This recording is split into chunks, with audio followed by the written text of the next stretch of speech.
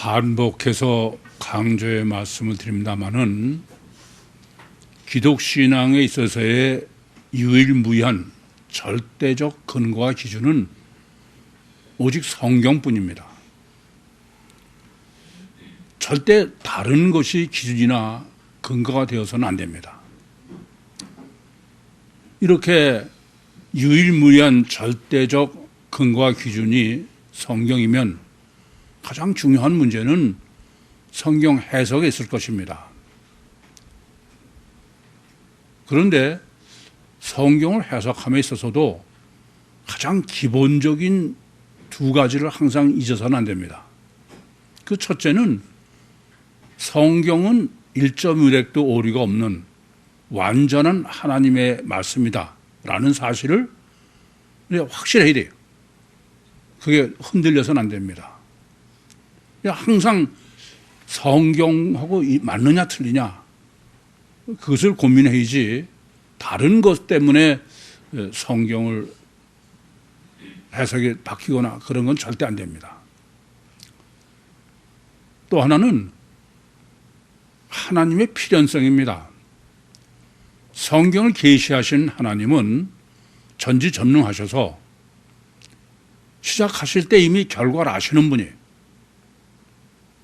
그렇기 때문에 하나님은 어떤 것도 그러실 수밖에 없는 필연성으로 성경을 계시하시는 거지, 뭐 하나님이 우연히 어쨌든 그랬다든지 또는 뭐 단순히 미리 아셨다 그런 정도 가지고는 안 됩니다. 그래서 항상 이 점을 잊지 마세요. 성경에 대한 확실한 움직이지 않는 믿음과 또 하나는 어떤 부분을 해석하더라도 하나님은 그러실 수밖에 없는, 전지전능하신 하나님이 그러실 수밖에 없다는 필연성으로 성경을 해석해야지, 달리 성경을 해석하면 그건 절대로 하나님의 말씀으로 성경을 해석하는 것이 아닙니다. 그러면서 생각하면은 참 이 지금 마태복음 2장에는 너무 쉽게 이해할 수 없는 하나님의 필연성으로 해석하기엔 너무 어려운 요소가 많습니다. 하나님께서는 성육신하신 신인 메시아의 탄생, 이사야서 7장 14절 말씀처럼 처녀가 잉태하여 아들을 낳으리니 그 이름을 임마누엘이라 하리라. 이스라엘 왕으로 태어나시는 것이죠. 그것을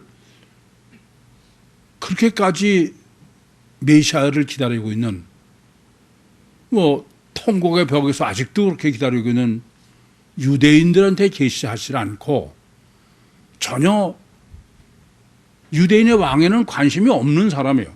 동방의 마고이에게 유대인의 왕의 탄생을 계시하셨다는 점입니다.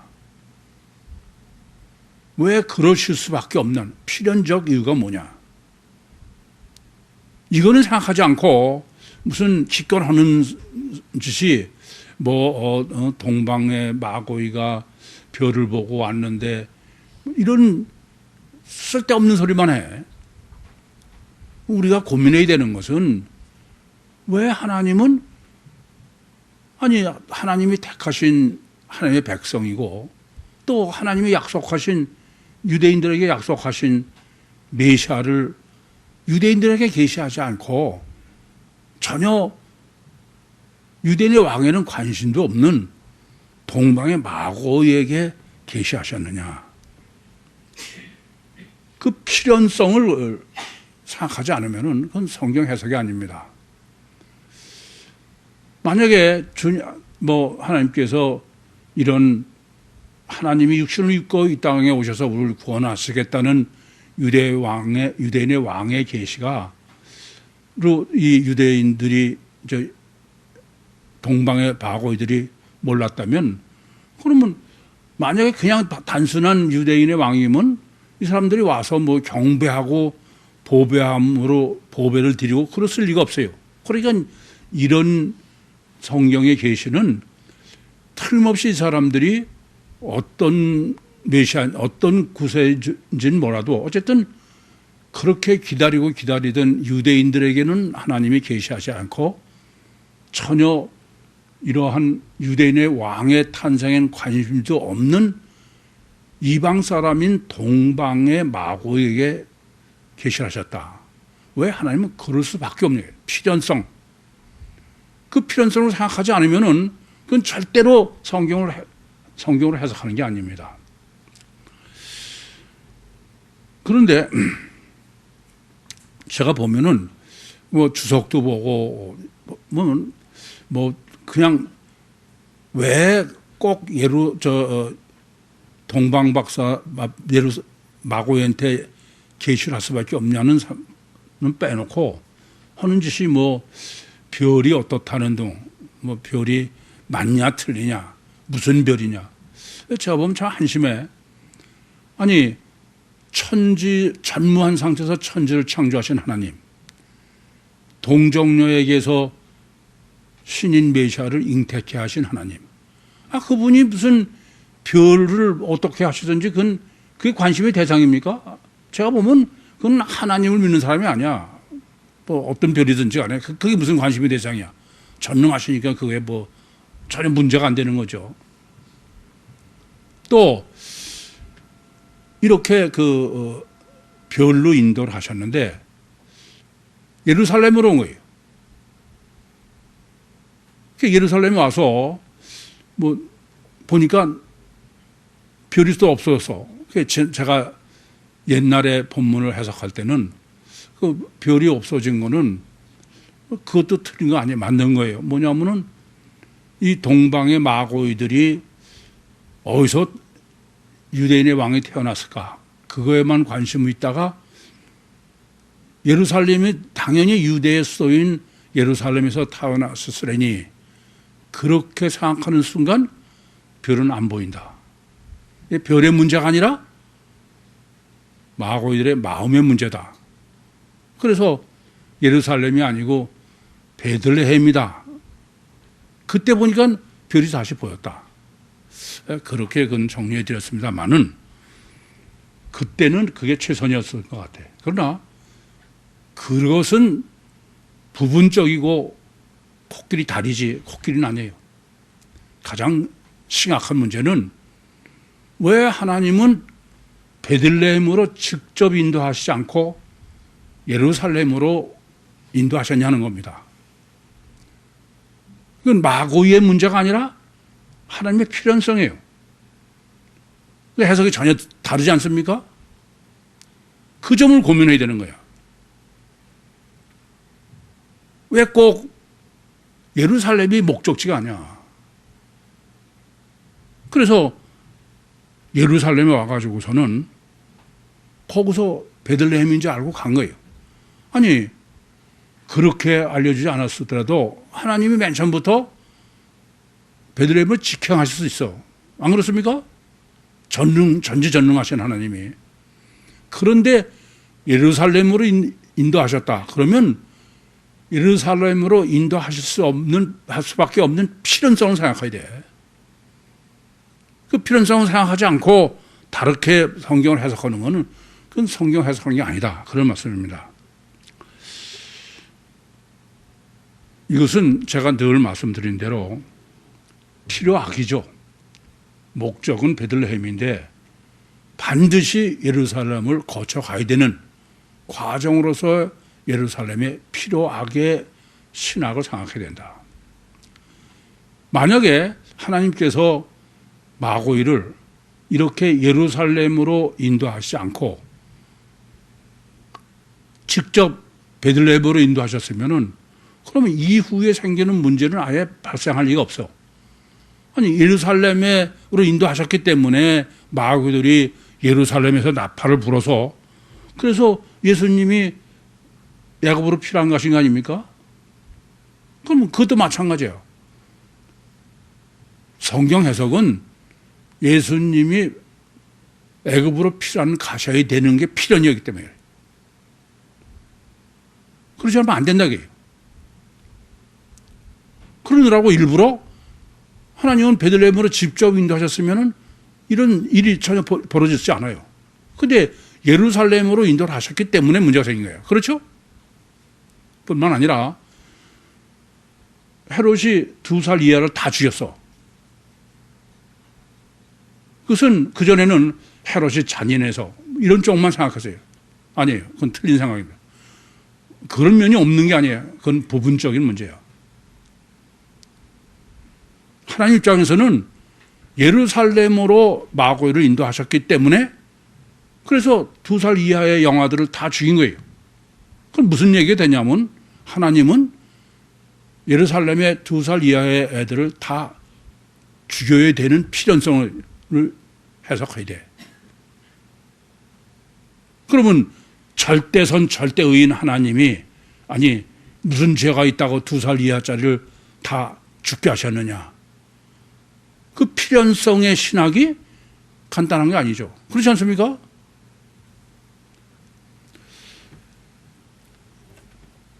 저는 참 이번에 마태복음서부터 정립하면서 또 한 번 깜짝 놀랐어요. 우선 성경 해석은 지금까지 제가 말씀드린 성경에 대한 절대적 믿음과 하나님의 필연성 그 외에 성경을 하나님 말씀을 해석하려면 먼저 결과를 먼저 하나님은 시작하시기 전에 먼저 결과를 아시는 분이니까 결과와 목적을 먼저 알아야 성경을 바로 해석한다. 그 전에 제가 이 마태복음 2장을 정립할 때는 하나님의 목적을 바로 몰랐던 거예요. 근데 지금은 목적을 알아요. 왜요? 하나님께서 작년 9월 달에 저한테 계시해 주신 것처럼 창세기 49장 16절부터 18절 때문이에요. 창세기 49장 16절부터 18절은 복음서를 완전히 정립할 때까지는 다른 사람이 보면 안 되는 거예요. 이 점을 깊이 생각하셔야 돼. 먼저 목적을 제가 아니까 하나님의 필연성이 환하게 보이는 거예요. 그래서 하나님께서는 동방의 마고이로 하여금 반드시 예루살렘으로 인도하셔야 됐고 또 예수님이 반드시 피란을 가셔야 됐고 베들레헴의 유아들이 반드시 죽어야만 되는 거예요. 이후에 여러분들이 코의를 하시면서도 먼저 목적을 말씀드렸으니까 이런 전제로 본문을 정립하고 해석하셔야 됩니다. 그렇지 않으면 하나님 말씀을 해석하는 게 아니에요. 오늘 본문의 필연성으로도 먼저 항상 첫 단추의 강조법을 드리니까 지금 첫 단추는 이해라고 번역됐는데 토테입니다. 이 말씀은 앞에 베들레헴에서 탄생하신 유대인의 왕에 대한 정립을 전제로 한 거죠. 그것은 처녀인 마리아의 자궁 속에 성육신하신 신인 메시아를 완전한 성육신하신 신인 메시아를 자궁 속에 있도록 그렇게 성령이 역사하시는 것이 이사야서 7장 14절에 처녀가 잉태하여 아들을 낳으리니 그 이름을 임마누엘 하리라 한 구체적인 사실입니다. 그런데 왜 이렇게 꼭 처녀 잉태를 하게 하셨느냐? 그 필연성을 지난번에도 말씀드렸지만 무슨 예수의 보혈 피가 흠이 없게 하려고 그거는 지난주에도 말씀드렸습니다만은 그건 하나님의 필연성으로는 그건 답이 아니에요. 왜냐? 하나님은 그보다 더 완전한 방법이 얼마든지 있어. 백마를 타고 내려올 수도 있고 또 하나는 처녀 잉태 안 해도 아니 지금 애 맺는 사람이 해도 거가 신인 메시아를 잉태하실 수 있어. 근데 왜 처녀 잉태를 하느냐가 문제가 되는 거죠. 그 목적이 뭐냐 이게. 필연의 목적은. 그걸 너무 잘못 아시는 것 같아요. 근데 그걸 바로 해석하게 하기 위해서 뭐 창세기 49장뿐 아니라 마태복음 1장 1절부터 17절도 잔뜩 준비시켰어요.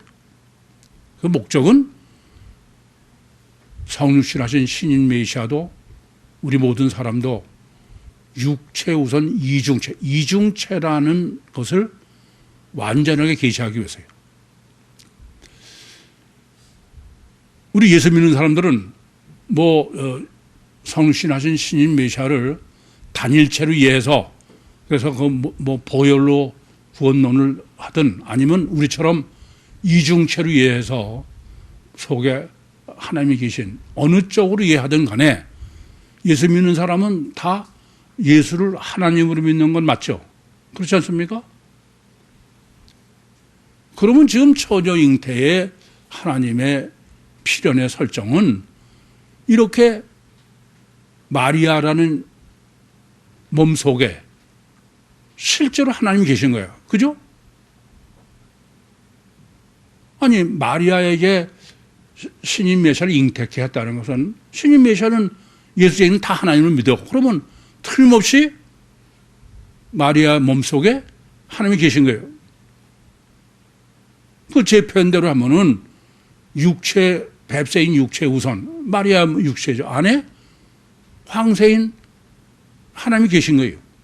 그러니까 성경은 창세기에서부터 인간은 육체 우선 이중체라는 것을 계속 계시해 오셨어. 근데 그 계시의 완성이 뭐냐?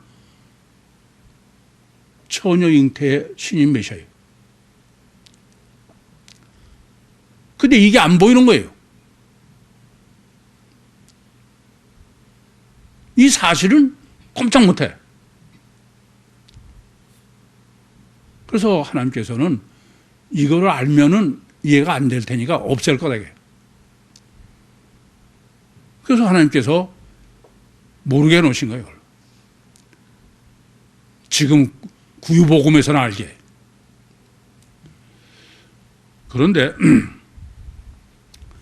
이렇게 인간의 육신 속에 시간과 공간을 제한을 받는 피조물인 인간의 육신 속에 천지를 창조하신 전지전능하신 시간과 공간을 초월하신 하나님이 안에 계시다.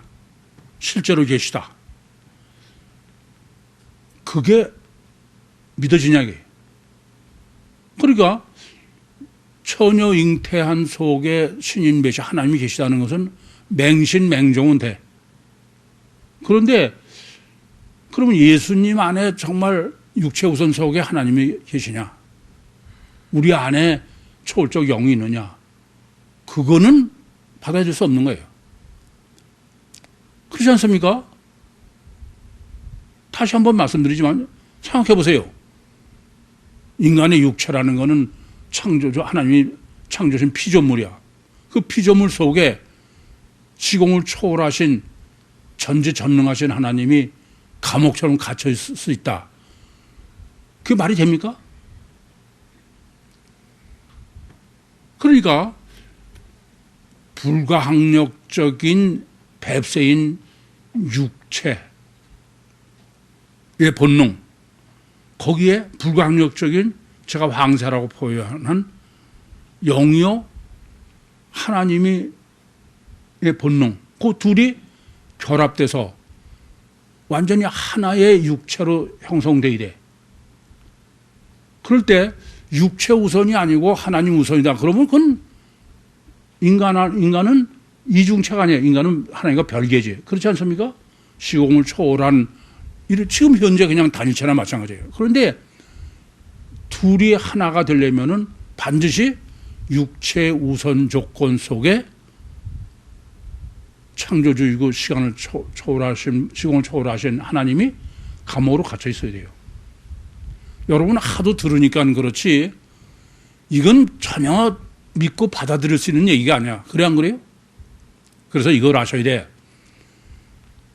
마태복음 1장과 2장, 1장에서 계시하신 주님이 처녀 잉태하신 것은 육체우선 이중체의 계시의 완성이에요. 그리고 육체우선 이중체의 신학 정립은 성경적 신학의 완성입니다. 무슨 말씀 아시겠어요? 이건 절대 정립할 수 있는 문제가 아니야. 성령이 역사하시기는 안 돼. 지금 여기 앉아서 제 설교를 듣는 분도 는 중에도 실제로는 이걸 받아들이지 못해요. 맹신하지만 말 같지도 않은 소리다 이거야. 그래서 그건 전혀 못 받아들여. 그래서 이 점은 잊지 마셔야 돼. 이건 마치 불과 물이 하나로 같이 있다 그런 거나 마찬가지예요. 영과 육이 하나인 거는. 이건 그래서 제가 방금 말씀드렸지만은 이것은 성경적 신학의 완성이에요. 이걸 잊지 마셔야 돼요. 그래서 이것은 전혀 일반적으로서는 정립할 수도 없고 믿을 수도 없는 거예요. 그러니까 예수님이 처녀에 잉태된 거를 피복음자들이 다 보고도 그건 믿는다고 그러면서도 육체 우선 이중체는 그건 전혀 말이 안 되는 겁니다. 그래서 이 점을 잊지 마셔야 돼. 그냥 여러분도 다 마찬가지예요. 육체 우선 이중체를 믿는 거는 맹신이야. 그건 하나만 하요. 그것을 완전히 신학적으로 내 이성으로 내 신학으로 완전히 내게 되기 전에는 그건 아닌 거예요. 그럼 왜 하나님은 그렇게 하셨느냐? 이게 바로 본문이 지금 첫 단추를 토태로 시작한 거예요. 마리아의 아들이신 신인 메시아는 그건 비밀로 해놓은 거예요.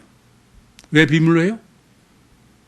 이거는 맹신만 가능하지 신학적으로 이치적으로 그건 받아들일 수가 없는 거예요. 그러니까 어떻게 하겠어요?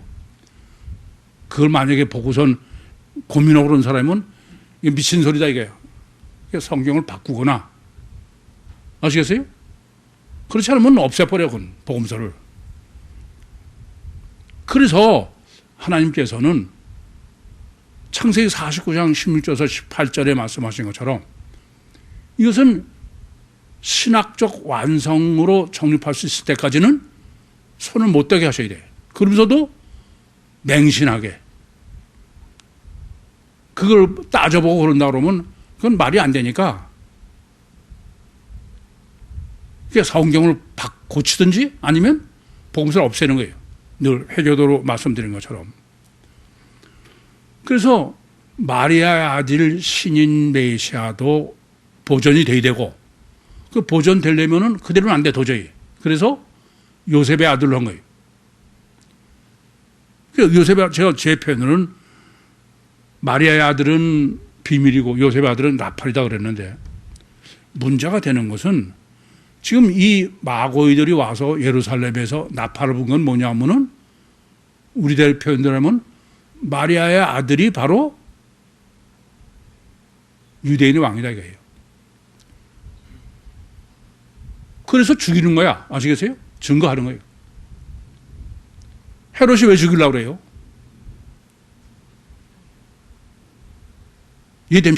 이해됩니까?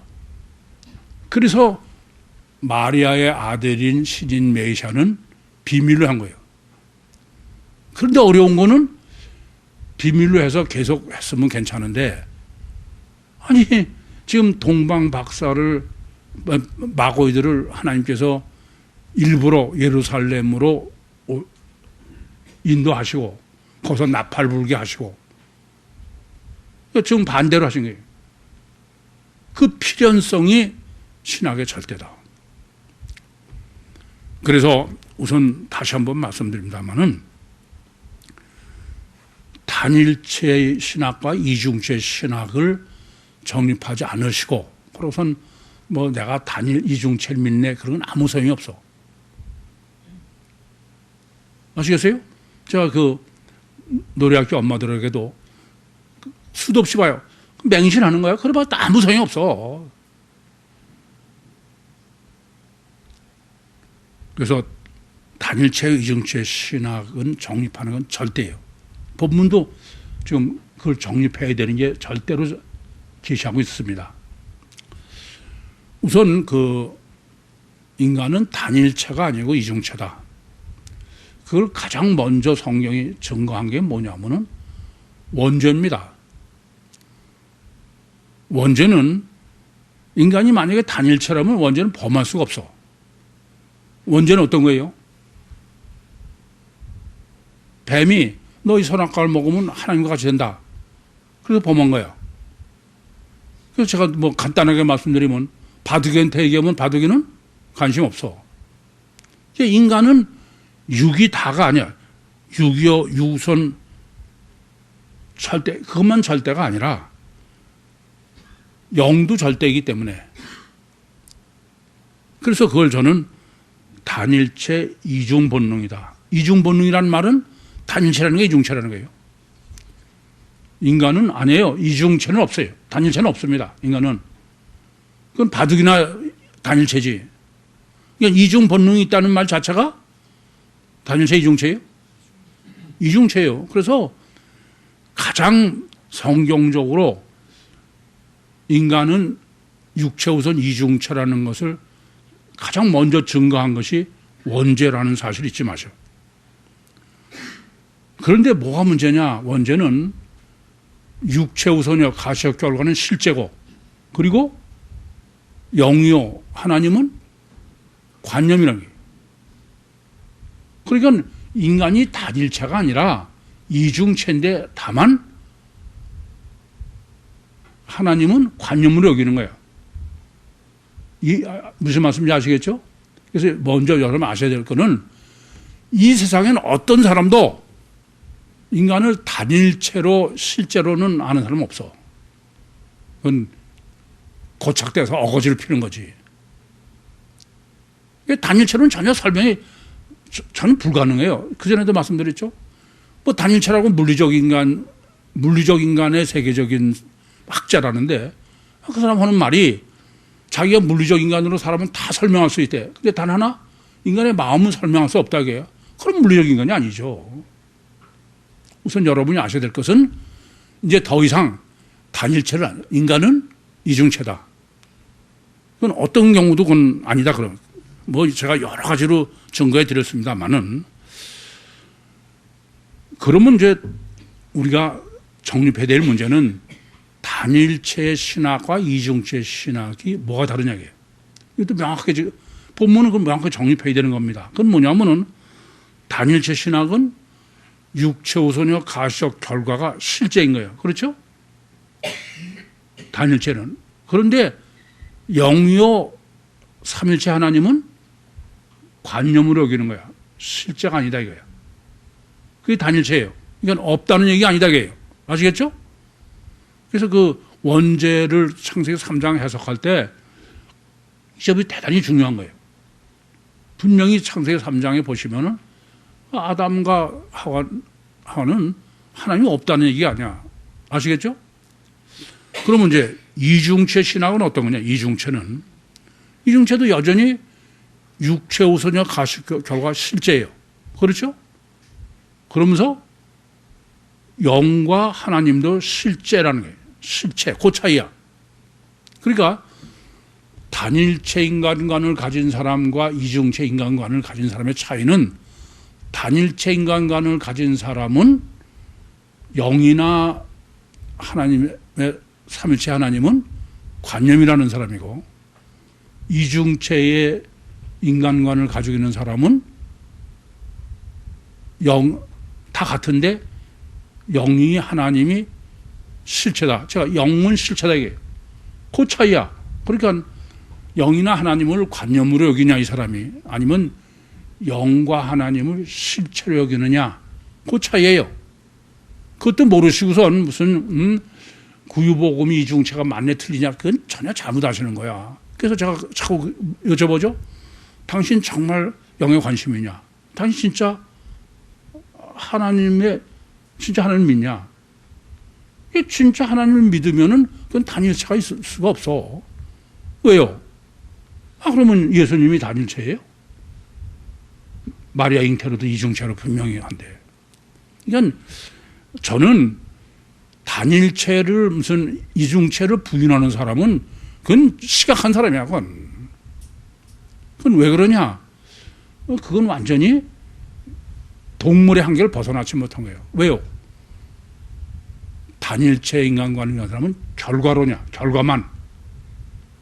이중체 인간관은 원인론이에요. 그러니까 영과 하나님이 관념이라는 사람은 결과만이 전부인 거지. 그러면 동물이지. 원인을 생각하는 게 맞습니까? 근데 원인을 생각하면 그건 영과 하나님이 실제인 거야. 전혀 틀린 얘기예요. 그래서 이 단일체 신학과 이중체 신학의 정립을 이제 여러분은 어디까지 업그레이드를 해야 되냐면은 인간은 이 단일체는 없다. 그건 이중체지. 그건 단일체로 가는 그건 심각한 문제야. 똑같은 이중체를 놓고 무슨 차이냐? 분별력의 차이다. 그러니까 다른 거 아니에요. 단일체 이중체는 육체 우선의 가시적 결과를 그것만 극대화하려고 그러는 게 뭐예요? 그게 단일체야. 삼박자 구원이고 무슨 윤리 도덕이고 자범죄고. 그런데 이중체는 뭘 극대화하려고 그래? 영을 극대화하려는 거예요. 영을. 그 차이예요. 그래서 인간 자체는 이중체라는데 그건 이해가 없어. 그건. 다만 그 사람이 가지고 있는 가치관, 분별력이에요. 그 차이야. 마치 이런 거나 마찬가지예요. 누가복음 13장 10절부터 17절에 보시면은 예수님께서 안식일에 18년 동안 귀신 들린 사람에게 그 사탄을 내쫓으셨어요. 그랬더니 회당장은 안식을 범했다는 거예요. 예수님은 안식에 딱 합당한 걸 하셨다고 해요. 팩트, 사건 자체는 하나예요. 그렇죠? 뭐가 차이냐? 가치관의 차이야. 안식일을 어떻게 이해하느냐의 차이야. 인간인 단일체가 아니에요. 단일체는 사람은 불교로 가야 돼.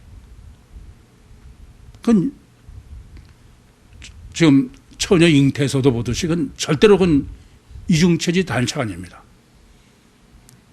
차이는 뭐냐? 내 가치관의 차이야. 분별의 차이야. 그런 거지 이 단일체도 있고 이중체도 있는 건 아니다. 이 점을 명확하게 아셔야 되겠습니다. 그래서 지금 본문은 이렇게 단일체냐 이중체는 신학적으로 완전히 정립해야 되는 거지. 왜냐하면 그냥 이중체인데 신학을 어떻게 정립하느냐에 따라서 단일체되고 이중체가 되니까. 이해되십니까? 무슨 말씀인지? 그래서 이것을 지금 본문은 기가 막히게 완전히 실제로 분해를 하는 거야. 응? 보이도록 단일체가 단일체가 아니고 단일체 이중본능, 이중체이 단일체가 아니다. 그와 이중체 이중본능. 그걸 뭐로 하냐면은 헤롯 왕과 동방의 마고이로 단일체 신학과 이중체 신학을 지금 실제로 분해해서 정립해야 되는 게 본문입니다. 그래서 먼저 헤롯 왕을 정립하겠습니다. 헤롯 왕이 과연 단일체냐 이중체, 헤롯 왕의 가치관이 이게 본문이 우선 기가 막히게 우리는 이중체보다 단일체 정립이 더 문제가 돼요. 그걸 헤롯 왕으로 정립해 준 거야. 우선 여쭤볼게. 헤롯이 지금 유대 땅의 왕이죠. 그죠? 근데 유대 땅의 왕은 몇 명이에요? 예? 그거부터가 문제야. 하나님이 마태복음 2장 1절에 헤롯 왕 때 이걸 하나님이 설정하셨다고 그랬죠.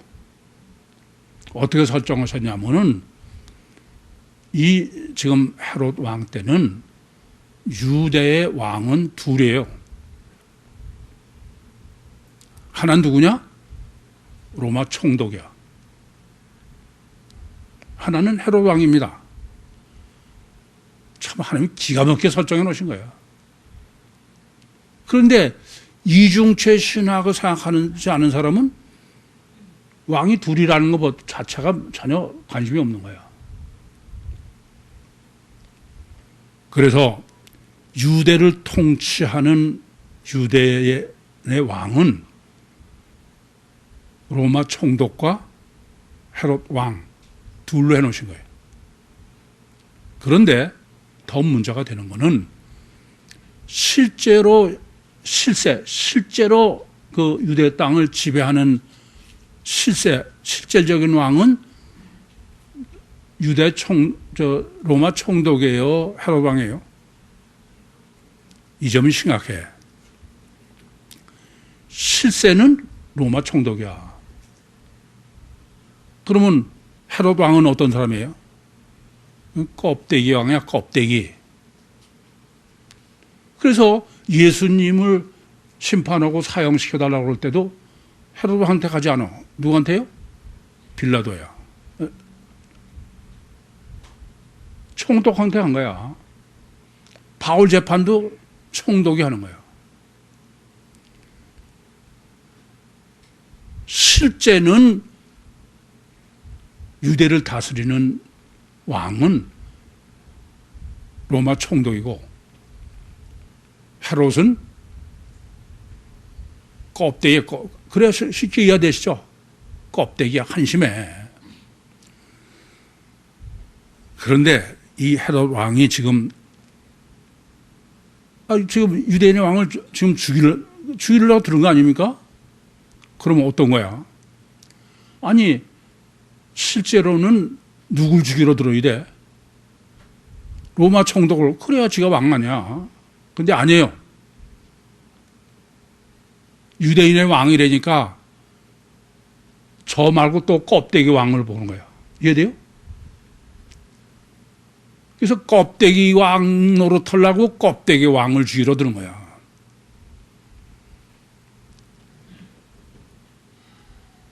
그게 어떤 거냐? 헤롯은 헤롯 성전을 줬어. 보기에는 어떤 사람이에요? 하나님을 믿고 하나님을 섬기는 사람이야. 근데 실제는 어때요? 유대인 왕을 죽이는 사람이야. 이해돼요? 그것도 속여서 거짓말로 내가 가서 경배하겠다고 그러고, 그야말로 원죄를 완전하게 보내는 거예요. 원죄를. 껍데기 육을 위해서 영을 죽이는 거예요. 이해돼요?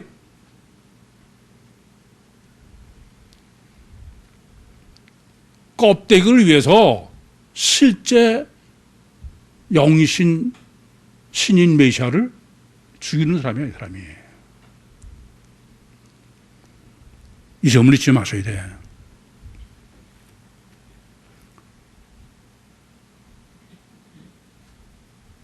그러니까, 네가 육체를 위해서 선악과요. 원죄죠. 그러면 네가 하나님과 된다 이거야. 육이 하나님과 되기 위해서 하나님을 죽인 거야. 원죄를 그대로 분한 겁니다. 참 기가 막힌 얘기죠. 따라서 지금 헤롯 왕은으로 설정해놓은 지금 어떤 거냐면 이 껍데기 왕을 보존하고 지 자식한테 껍데기 물려주기 위해서 하는 짓거리가 어떤 거냐. 육체소녀 가셔 결과에 껍데기 왕위를 위해서 껍데기라고 여기는 거죠. 저기와 똑같이 그런 유대인의 왕을 죽이는 거예요. 실세인 로마 총독을 죽이려고 그런 게 아니고. 이 점을 잊지 마셔야 돼. 그러니까 무슨 말이에요? 원죄요. 헤롯 왕은 실제로는 이중체지 단일체가 아니야. 이중본능을 가졌어. 그게 지금 헤롯 성전이요 아기 예수에 관한 문제입니다. 근데 이 사람은 뭐만 위해서 사는 거예요? 껍데기만. 이해됩니까?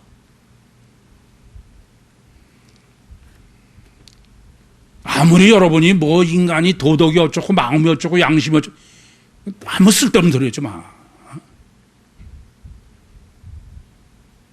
그래서 제가 종교를 말씀드리잖아요. 종교는 논리는 그래.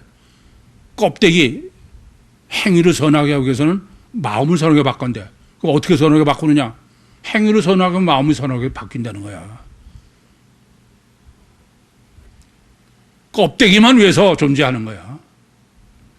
그게 더군다나 그냥 단일체부 동물이면 괜찮아요. 하나님을 죽이고 영을 죽인다는 데 더 심각한 문제가 있는 거야. 이번에는 이제 이중체의 이중 본능을 동방의 마고로, 이건 뭐 우리는 너무 잘 아는 얘기예요. 여러분이 아시다시피 지금 하나님의 설정은 어떠냐?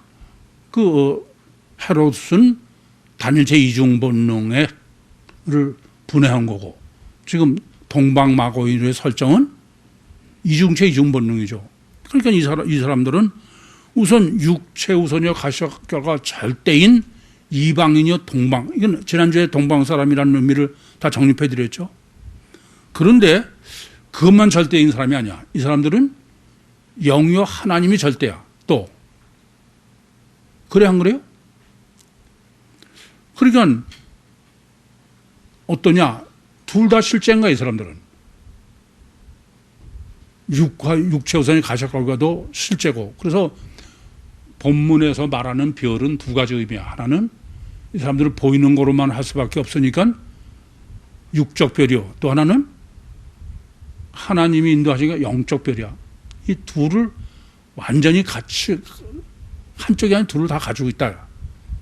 그게 바로 동방 그 마고의 설정이다.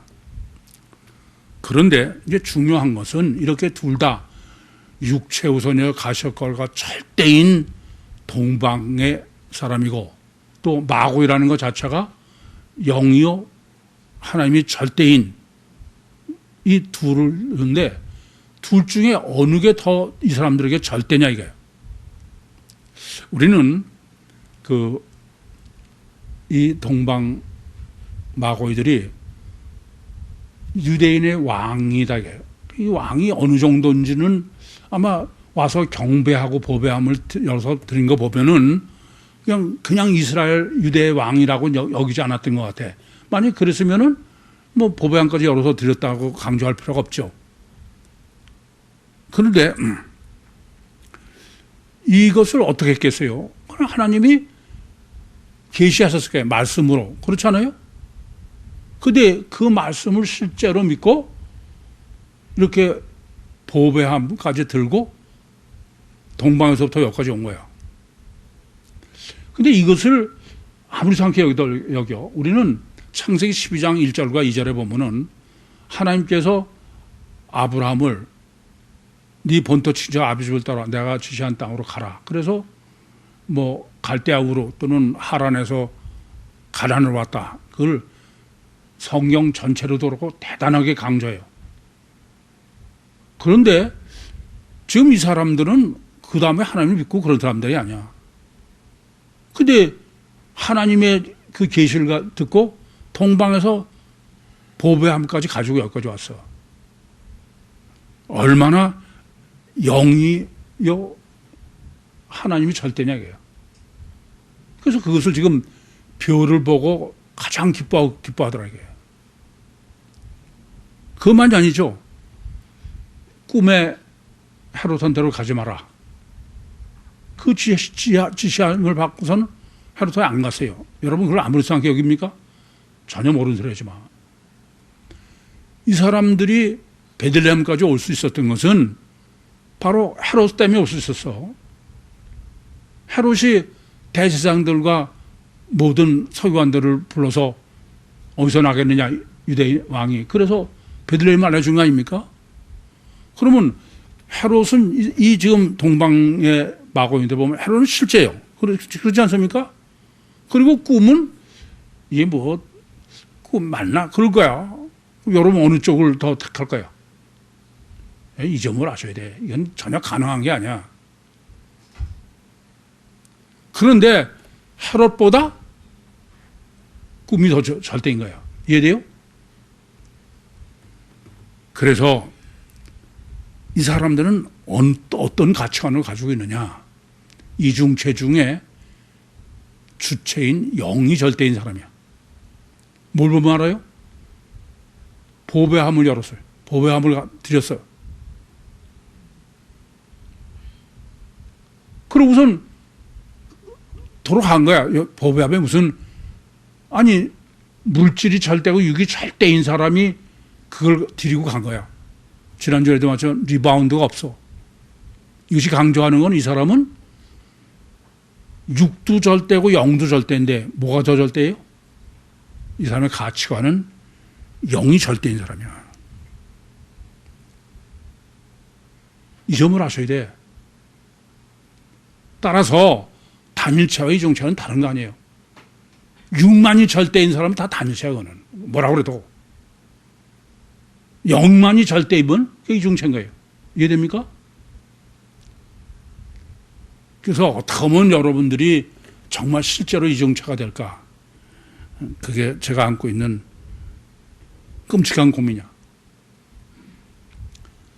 그래서 지금 마태복음 지금 1장 1절부터 17절 또 18절부터 25절까지 처녀 잉태와 출산 또 압달락과 지금까지 이 일관되게 지금 그 마태복음 1장 2장이 지금 강조하고 있는 거는 이중체가 절대, 이중체래야지 단일체는 절대 안 된다 그런 얘기. 그렇지 않습니까? 그래서 이중체가 절대로 정립해야 되는 게 외다리 헬라어 복음서다.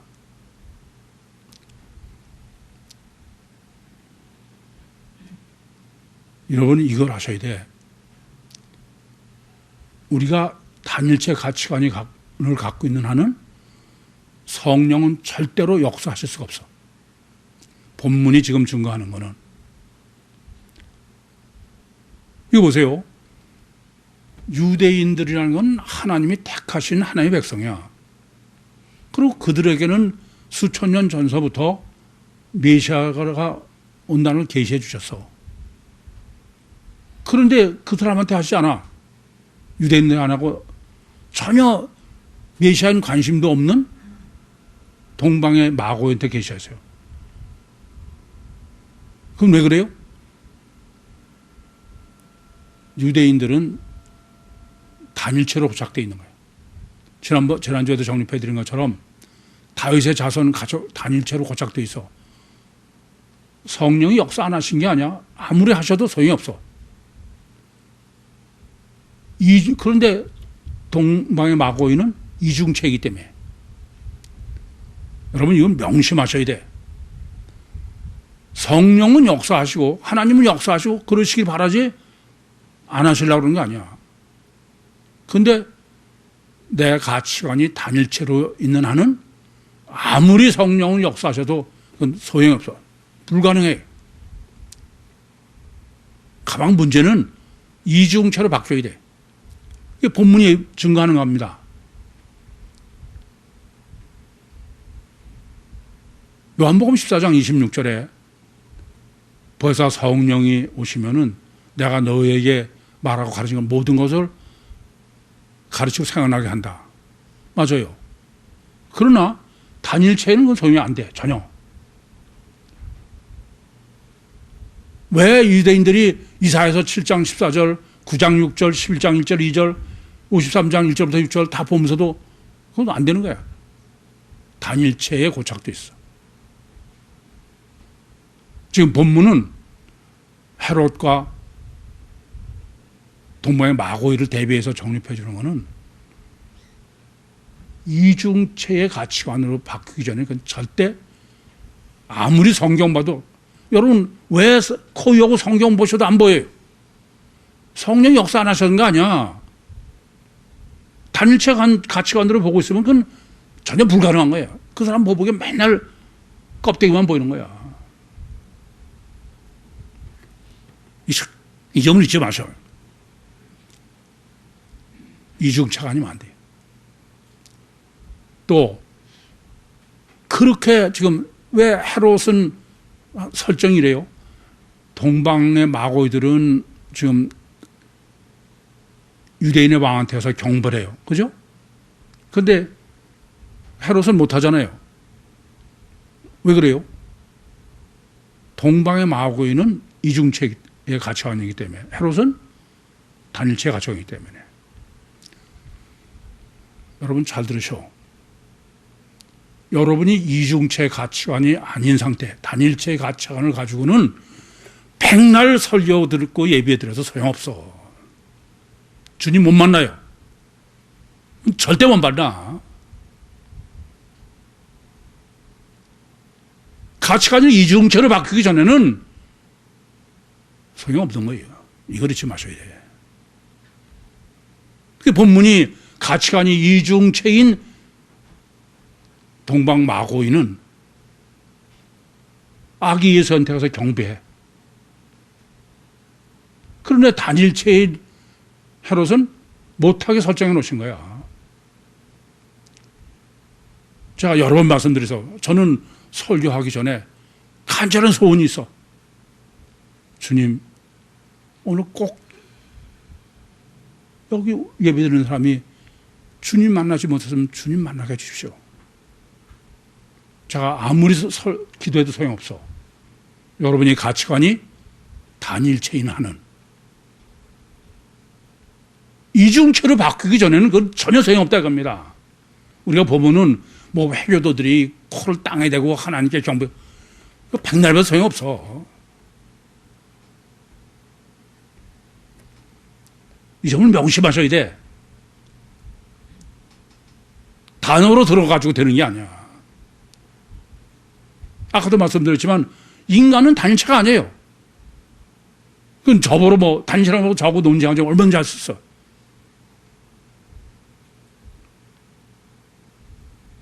문제는 단일체는 이중체의 문제가 아니야. 이중체인데 내 가치관이 문제야. 이중체를 맹신하는 거 가지고 이중체가 아니야, 그건. 뿐만 아니라 지금 이 동방의 마고이가 이 사람은 유기절대고 물질이 절대인 사람들이야. 근데 보배함을 열어서 황금과 유향과 몰약을 예물로 드리고 갔어요. 리바운드가 있는 게 아니야. 여러분 이 점을 아셔야 돼. 능력 중에 가장 큰 능력이 뭔지 아세요? 자기를 부인하는 능력이야.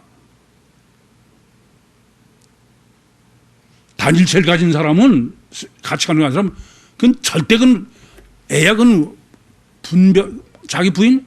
그건 말장난이야. 그건 성철 스님이 얘기했듯이 그건 사기치는 거야. 이중체고 영이 주체래야 그때서야 자기 부인이 가능해. 부인의 능력이 있다고 합니다. 오호라 나는 공고한 사람이로다. 이 사망의 몸에서 누가 나를 건져내랴. 이건 단일체로는 성립할 수 없는 얘기입니다. 뭐 그냥 우리 교회 같지 않게 다른 교회는 맨날 뭐 회개하고 눈물 찔찔. 저 많이 기도 인다면서 봤어. 맞짱 그건 아니야. 세미나도 얘기했지만 가장 그때 회개하고 뭐 겸손한 척 가장 교만한 사람이야. 아니에요. 절대 아닙니다. 이중체가 되기 전에 그건 절대 불가능해. 마치 종교가 전혀 불가능한 짓을 하는 걸 그대로 하는 거야. 능력 중에 가장 큰 능력은 자기를 부인할 수 있는 능력이야. 그건 이중체가 되기 전에 그건 절대 불가능해. 절대 성령이 역사할 수 없어요. 아무리 하시려 해도 안 돼. 그건. 왜요? 성령은 내 영혼과의 관계예요.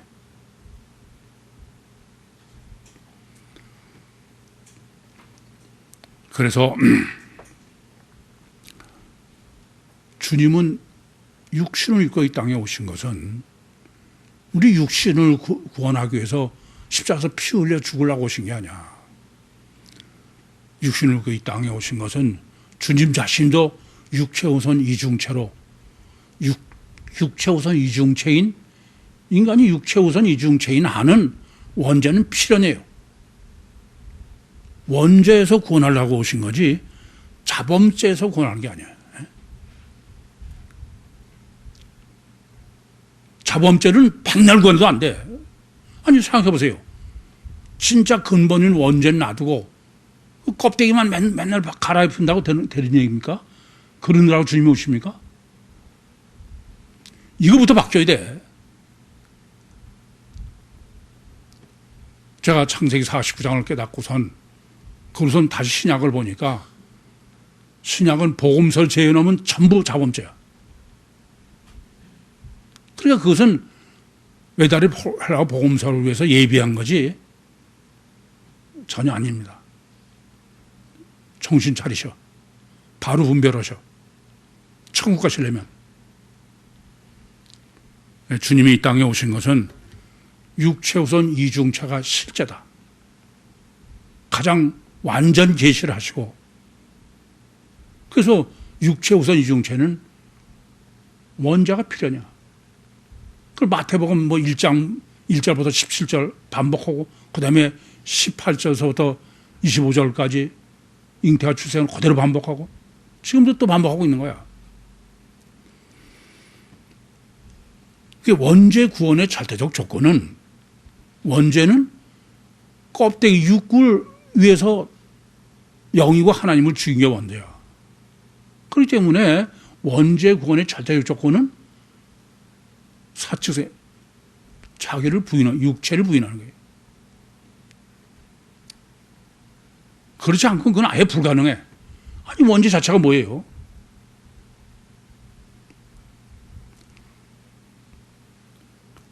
그래서 원죄를 구원하기 위해서는 주님이 보혜사 성령으로 우리 안에 임마누엘 하셔야 돼. 제가 놀란 거는 이러한 성령 침례 구원, 임마누엘의 구원은 복음서밖에 없어. 사도행전이고 서신서는 전부 아니에요. 정말 하나님이 저에게 창세기 49장을 계시해 주지 않았더라면 정말 아찔해.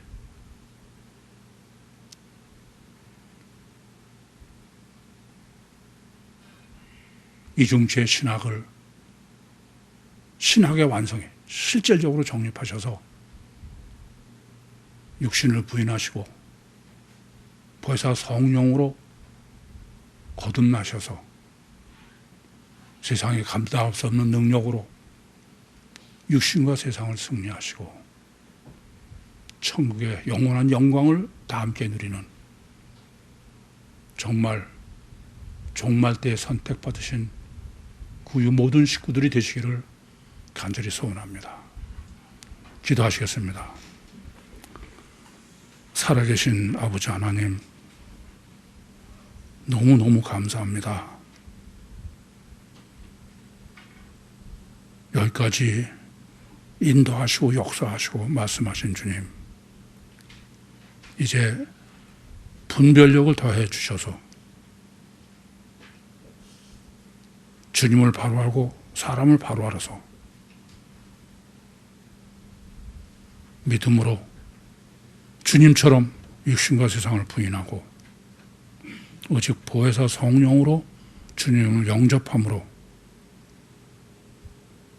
세상에 감당할 수 없는 육신으로 승리케 하시고 천국의 영광을 누리게 해 주시옵소서.